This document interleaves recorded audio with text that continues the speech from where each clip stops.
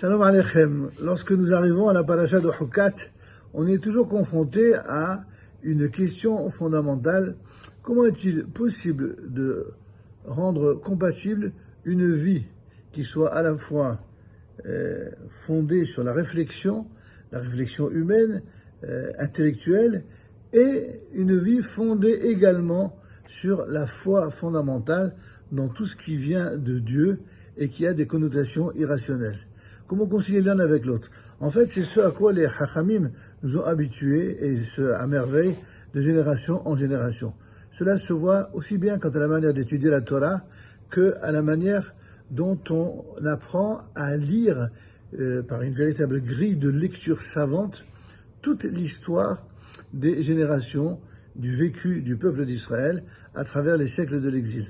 En effet, dans tout le livre de Bemidbar, qui inclut les parachutes que nous avons récités récemment, n'est-ce pas, Shelach Lecha, Korach, ensuite Hukat, Balak, tous ces parachutes, on voit de véritables drames, on voit de véritables provocations, de véritables scandales, des remises en question les plus fondamentales. Et on pourrait être inquiet à moins que cela. Et les Chachamim se posent la question. Pour répondre à cela, il nous renvoie à la Haftara qui parle d'un certain Yiftah. Et les sages nous rassurent en disant que Yiftah Bedoro Kishmoel Bedoro. Yiftah, c'était qui? C'était le fils d'une prostituée.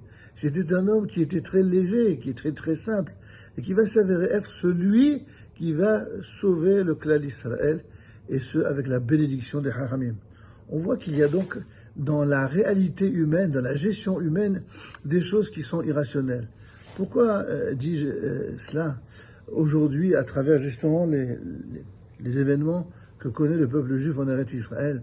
Très souvent, les dirigeants israéliens, lorsque, évidemment, dans l'immédiateté d'un combat politique, voire d'un résultat politique, eh bien, il y a des personnes qui, à juste titre, sont parfois heureuses, d'autres fois sont malheureuses, tout simplement parce qu'il y a une logique, la logique des prises de position, la logique des combats qui amènent telle ou telle tendance au sein de l'échiquier politique en Eretz Israël, comme d'ailleurs dans le monde, eh bien, à déterminer une politique qui va aller dans le bon sens, d'après la Torah, ou au contraire dans un sens qui serait opposé à celle-ci. Mais c'est se méprendre sur le rôle essentiel que joue le plus grand de tous les acteurs du monde, mais aussi celui qui est souvent le plus discret. C'est-à-dire, bien sûr, le maître du monde, Malkosh Haolam. Akadosh Baruch Hu, très souvent, lorsqu'il est, entre guillemets, silencieux, eh bien, ce silence est interprété par les incroyants comme une absence, alors que ceux qui ont une véritable émouna profonde savent qu'il n'en est rien. Akadosh Baruch Hu n'est jamais plus présent que lorsque il feint de ne pas l'être. Alors, c'est dire que qu'il faut se réjouir lorsqu'un dirigeant semble ne pas être un bon dirigeant pour Israël. Est-ce que on s'est réjoui d'avoir au sein du peuple d'Israël des rois qui étaient des rois Risharim et qui ont amené malheureusement l'opprobre et même des malheurs, dont la destruction des 2 temples? Est-ce qu'il fallait se réjouir de leur venue? Eh bien, c'est ce qu'on a vu dans le Talmud, où lorsque la destruction du temple a provoqué les pleurs de la plupart des sages, il y en a un qui s'est détaché du lot et qui, pendant que les autres pleuraient, eh bien, lui souriait. Pourquoi il souriait?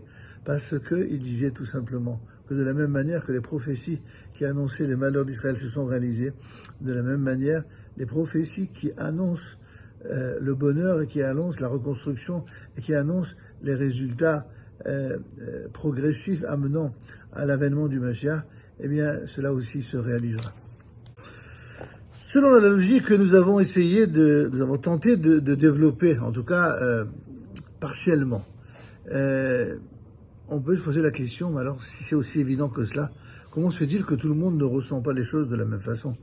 Comment se fait-il que tout le monde ne réagit pas de la même façon aux résultats de telle ou telle élection? Après tout, dans tous les cas, il faudrait être heureux, quel que soit le résultat.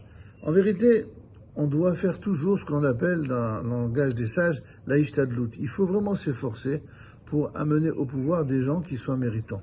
Parce que si on n'y arrive pas, ça signifie que nous-mêmes ne sommes pas méritants et que pour mériter un ou des dirigeants qui seront meilleurs, il faudra passer, il faudra passer par des épreuves. Et on ne sait pas de quelle manière on sort de ces épreuves. Les épreuves, quand elles viennent du ciel, il est vrai qu'elles sont pour notre bien, c'est notre émouna fondamentale.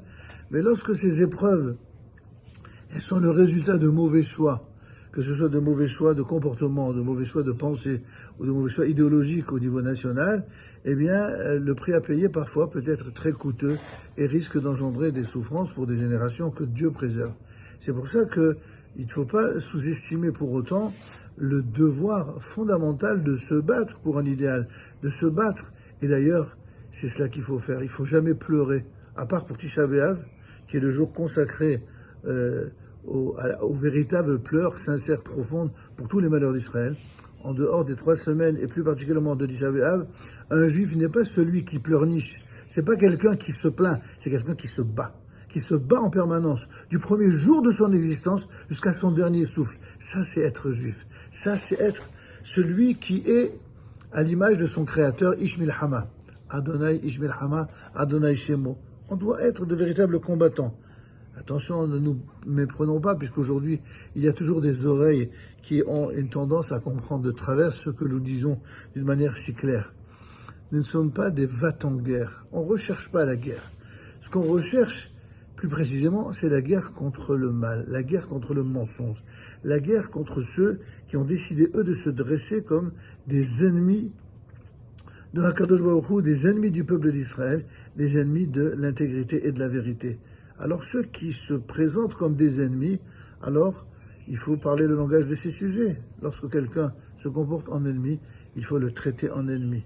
Et avoir cette sottise idéologique qui consiste à considérer comme un frère celui qui se comporte en ennemi, cette sottise idéologique a déjà coûté très cher dans l'histoire d'Israël, passée et récente. On l'a vu avec la signature des accords d'Oslo, on l'a vu plus récemment avec certaines mésalliances qui risquent peut-être de nous révéler des surprises, ou au contraire, Be'ezrat Hashem, de révéler de bonnes surprises, puisque Akadosh Baruch Hu, s'il le décide, et c'est ce que nous allons prier, eh bien, il pourra redresser les événements à sa guise comme il l'entend. Enfin, en troisième volet de notre petite présentation sur des idées aussi fondamentales, c'est de comprendre qu'en fin de compte, à travers ce que nous essayons de présenter sous forme rationnelle, évidemment, se drape un faisceau d'événements totalement irrationnels. De la même manière qu'on a dit que quelqu'un d'une descendance, ou plutôt d'une ascendance pas très noble, arrive à être porté aux responsabilités les plus élevées au sein du peuple d'Israël, si Dieu l'a décidé, c'est que c'était, comme disent nos cousins américains, the right man at the right place, la bonne personne à la bonne place. Il y a des gens qui sont là, et Akadosh Baruch Hu a prévu pour eux d'exercer une fonction à un moment déterminé, et on ne sait pas, c'est peut-être irrationnel, mais c'est justement ça qui nous caractérise, nous, peuple d'Israël. On n'a absolument aucune honte à affirmer au monde entier que pour nous, l'irrationnel est quelque chose d'éminemment sacré, d'éminemment important. Bien sûr que nous aimons aussi le rationnel, et c'est même notre voie quotidienne. Tout ce que nous faisons de façon quotidienne, c'est vivre dans le rationnel et de vivre avec la raison.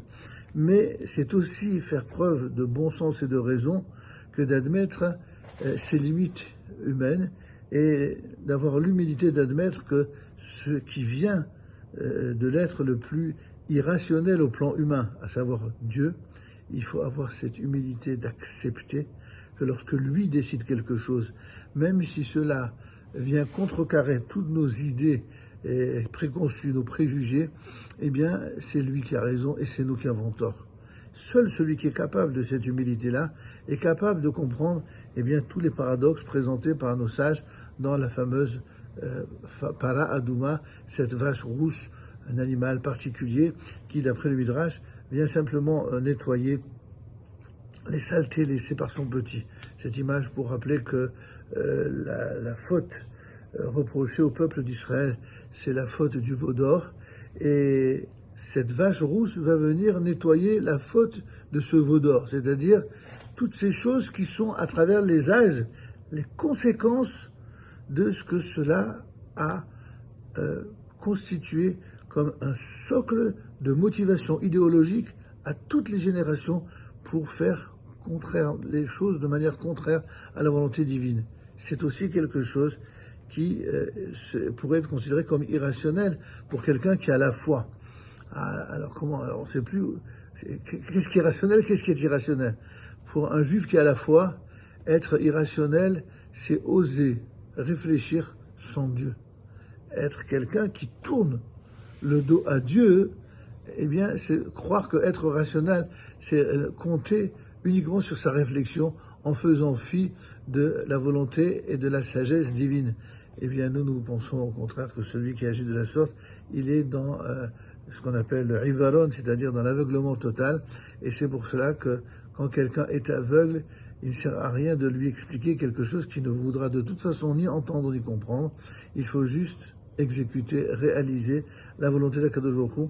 C'est un des éléments clés de Parashat Chukat et Ratson que Akadosh Baruch Hu apporte à tout le peuple d'Israël que du bonheur, et que toutes les choses qui peuvent paraître comme des mauvaises nouvelles, comme parfois même des malédictions, se transforment en bénédictions et en réalisation heureuse et prospère pour tout le peuple d'Israël, en Eretz Israël et Bechutz La'aretz. Shabbat Shalom.